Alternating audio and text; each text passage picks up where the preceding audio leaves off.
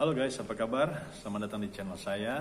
Dan di video kali ini saya akan berbagi dengan kita sekalian tentang hasil technical meeting pertama Hari Persatuan Remaja GEMIM tahun 2022. Dan untuk itu saya ambilnya ini data-data ini dari FB-nya, account FB dari KPR Sinode GEMIM. Dan account KPR Sinode GEMIM ini adalah tentu saja yang mempunyai hajat ya, KPRS, account dari KPRS. Nah, jadi ini adalah legit, oke? Dan kita akan masuk ke dalam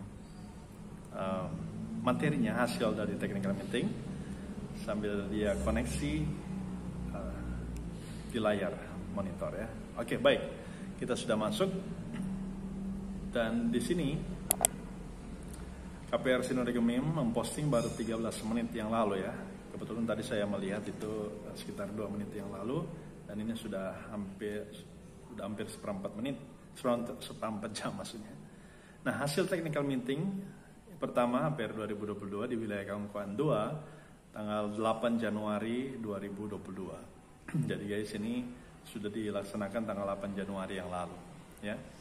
Tapi tidak mengapa karena baru diposting oleh KPRS, jadi kita ambil data ini untuk kita bagikan lewat ini. Oke, yang pertama, panitia tidak menyediakan akomodasi bagi semua peserta kegiatan HPR 2022. Namun, panitia menyediakan rumah singgah atau bangsal bagi setiap peserta dan ofisial untuk mengikuti kegiatan. Oke, jadi panitia nanti akan menyiapkan satu tempat untuk bisa kayak meditasi, ya. Kemudian mungkin ada practice a little bit, baru bisa masuk ke dalam lokasi lomba. Nah, jadi sekali lagi tidak ada akomodasi bagi semua peserta kegiatan guys.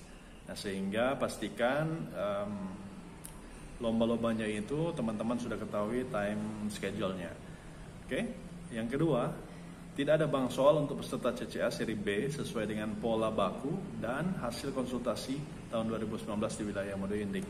Jadi tidak ada bank soal guys. Jadi pelajari saja materi-materi yang nantinya akan menjadi soal di CCA.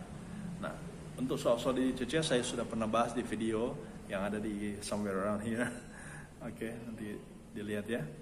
Yang ketiga, tema pidato bahasa Indonesia dan bahasa Inggris sesuai dengan yang ada di dalam buku panduan, which is Teens for Christ, ya, dan juga ya tentang kehidupan remaja. Nanti juga cek ya video yang tadi saya maksudkan. Saya buat itu sekitar 2 minggu yang lalu. Kemudian koreksi hanya dilakukan oleh peserta dan hanya sekali untuk menghindari penumpukan peserta koreksi. Akan dibuka 10 sampai 15 meja koreksi. Nah, ini koreksi ini maksudnya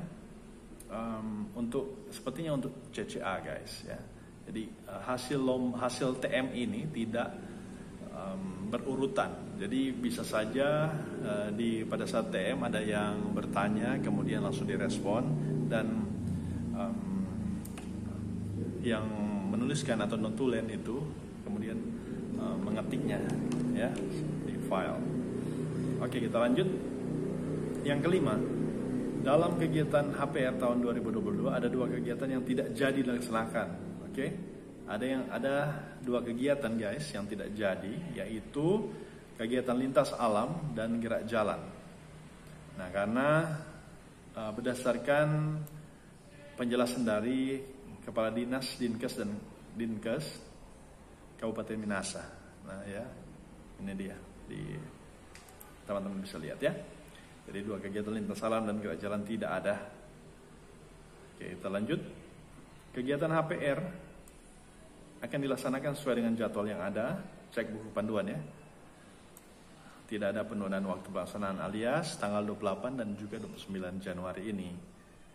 Nah, waktu pelaksanaan kegiatan akan dilaksanakan tepat waktu sesuai dengan waktu lomba pada saat pelaksanaan kegiatan. Oke, tidak ada perubahan guys. Kemudian yang ke-8, tidak ada pengulangan soal ketika menjawab pertanyaan yang diberikan. Apabila terdapat pengulangan, maka soal tersebut dianggap salah dan akan dilemparkan pada sesi wajib jawab, dan pada sesi rebutan yang akan diberikan minus 100 ya, bagi yang salah menjawab tentu saja. Contoh soal seperti ini. Kemanakah Yesus dan murid-muridnya pergi? Jawaban, Yerusalem. Jangan ditambahkan lagi ke Yerusalem. Jadi jawab saja Yerusalem. Tidak usah ditambahkan ke Yerusalem, karena yang memang ditanyakan adalah jawabannya Yerusalem. Begitu juga apabila ada pertanyaan di manakah Yesus berada? Jawabannya misalnya Galilea. Nah, jangan ditambahkan di Galilea. Ya, teman-teman bisa paham ya. Oke. Hal ini juga berlaku untuk penyebutan ayat. Yang dijawab hanya isi ayatnya saja. Jangan diulangi apa yang ditanyakan. Oke. Nah, misalnya ini tidak dikasih contoh di sini. Misalnya seperti ini. Yohanes 3 ayat 16. Apa bunyi Yohanes 3 ayat 16?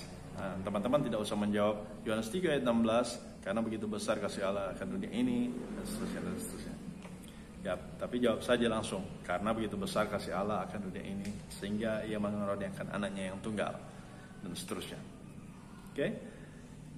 Yang ke-9, usia pada kegiatan lomba HPR masih mengikuti tata gereja 2016, yaitu 12 tahun sampai 17 tahun 364 hari.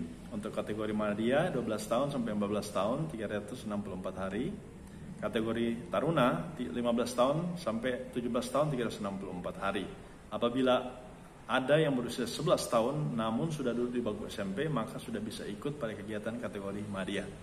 Jadi teman-teman ya, karena memang di remaja itu ada yang belum 12 tahun tapi dia sudah lebih dulu atau sama-sama ikut dalam kegiatan belajar mengajar di SMP. Jadi itu diperbolehkan untuk ikut dalam kegiatan Madya. Yang ke-10, dalam perlombaan busana gereja, batik remaja tidak menjadi syarat dalam penilaian. Busana bebas rapi, juri busana akan dihadirkan pada saat TM2 untuk memberikan penjelasan. Oke. Jadi batik remaja tidak wajib atau tidak menjadi syarat dalam penilaian. Yang ke-11, maser akan dibuka pada saat peserta naik panggung, ya. Karena agak jauh dengan juri, jadi ya bisalah dibuka. Mungkin seperti itu penjelasannya. Lagi pula banyak dari kita sudah vaksin ya. Peserta harus vaksin ya. Bagi peserta busana gereja, apa ini? Oke. Ini bagi peserta busana gereja memakai tinggi hak sepatu maksudnya ini, karena di sini tulis tinggi hak sepatu maksimal 5 cm. Tidak bisa menggunakan high heels. Wow. Oke. Jadi maksimalnya 5 cm mungkin seperti ini. Nah. Lagu busana gereja disediakan sendiri oleh peserta, walaupun panitia akan menyediakannya sebagai cadangan, dan peserta akan dibedakan antar putra dan putri. Jadi selang-seling guys. Putri lebih dahulu, kemudian putra, atau sebaliknya. Ya, jadi sediakan lagu sendiri ya guys. Lagu itu sudah ada di buku panduan ya. Nanti video buku panduan sekali lagi sudah saya posting. Nanti bisa juga saya taruhkan di description box. Kemudian 14, waktu menjawab pada kegiatan CCS sesuai dengan panduan. Apabila diberi waktu 5 detik, maka kesempatan berpikir sampai detik keempat dan detik kelima bel berbunyi, dan apabila regu tersebut menjawab tidak dinilai. Oke. Ya. Nah, jadi 4 detik guys untuk diberikan kesempatan untuk berpikir sampai detik keempat, detik kelima berbunyi, maka apabila regu tersebut menjawab tidak dinilai, sekali lagi tidak dinilai. Ini sesuai dengan apa yang diposting. Dalam waktu jeda diberikan waktu 3 detik, kesempatan berpikir 2 detik, di mana bel akan berbunyi pada detik ketiga. Dan saat itu ketika menjawab, jawaban sudah tidak akan dinilai dan akan langsung dilemparkan. Apabila pada babak rebutan akan dianggap tidak bisa menjawab, maka akan dikurangi minus 100. Nah, jadi guys di sini pada saat waktu berpikir itulah kesempatan untuk menjawab. Ya. Kemudian pada perlombaan baik pidato bahasa Indonesia dan bahasa Inggris bisa menggunakan teks sebagai alat bantu. Namun demikian, penilaian akan berbeda dengan yang bisa tampil tanpa teks atau bisa menghafal. Ya. Akan tetapi apabila yang tampil tanpa teks banyak melakukan kesalahan, nah itu akan menjadi penilaian yang lain bagi juri. Ya tentu saja ya, kalau misalnya dia melakukan kesalahan, kemudian dengan ada orang yang membaca teks walaupun dia baca ya dalam pidato, tapi tidak melakukan kesalahan, tentu akan berbeda penilaiannya. Oke, jumlah kata dalam pidato tidak dibatasi, tapi sekali lagi tentu saja ya, jadi diatur saja supaya jangan bertele-tele kalau dalam pidato, membawakan pidato. Waktu tampil dalam pidato adalah 7 menit dihitung mulai dari peserta tiba di atas panggung saat diberikan kesempatan oleh pembawa acara lomba. Let's. Waktu tampil dalam pidato adalah 7 menit dihitung mulai dari peserta tiba di atas panggung saat diberikan kesempatan oleh pembawa acara lomba. Oke. Nah, jadi pada saat dia mulai perkenalan itu sudah dihitung guys. 7 menit ya. Dan 18 untuk penilaian pidato bahasa Inggris, tata bahasa diperhatikan. Yang harus digunakan adalah British English. British. Nah, oke. Jadi tata bahasanya ya, kayaknya kayak grammar. Ya. Bukan cara mengucap, karena memang logat English, British English, and American English and Asian English itu sangat-sangat berbeda. Jadi yang dimaksud dari sini adalah grammar, ya, grammarnya. Oke, karena pengucapan ini akan sangat berbeda. Kalau misalnya teman-teman kan mungkin tidak biasa berbicara bahasa Inggris pakai British atau American, biasa dengan Asian or Indonesian English. That's fine as long as your grammatical is correct. Okay? Nah, yang terakhir hasil TM1 ini adalah closing ceremony yang akan disampaikan pada saat TM2. Okay? Nah, jadi inilah hasil dari technical meeting 1 guys. Dan semoga adik-adik dan juga kakak-kakak pembina yang mengikuti lomba HPR ini sudah bisa mempersiapkan diri dan latihan dengan maksimal, sehingga apa yang sudah dipersiapkan itu bisa ditampilkan dengan segala baik. Ingat satu hal, bahwa di dalam lomba ini adalah kompetisi guys ya. Jadi jangan kita mengatakan ini kan pelayanan. Ya memang ini pelayanan, tapi ini sekali lagi kompetisi, ada yang menang, ada yang kalah. Jadi berikanlah yang terbaik. Dengan memberi yang terbaik, latihan dengan baik, ya, kemudian pentas dengan baik, maka itu adalah persembahanmu, ya, persembahan. Nah tentu saja ya, bukan cuma pada saat di atas panggung tampil dengan baik, tapi juga ketika kita kembali ke jemaat kita masing-masing, bergaul, ya, ikut dalam ibadah dan lain-lain sebagainya. Itu semua kita persembahkan untuk kemuliaan Tuhan, tentu memberi yang terbaik.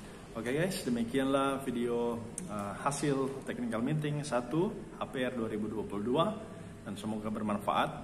Dan jika teman-teman suka video ini, jangan lupa like dan subscribe. Saya memposting video-video tentang remaja dan juga pengembangan diri bagi remaja dan pembina remaja, serta renungan-renungan seperti MTPJ di setiap hari Kamis. Oke, terima kasih. Tuhan Yesus memberkati. Sampai jumpa di video-video selanjutnya. Bye.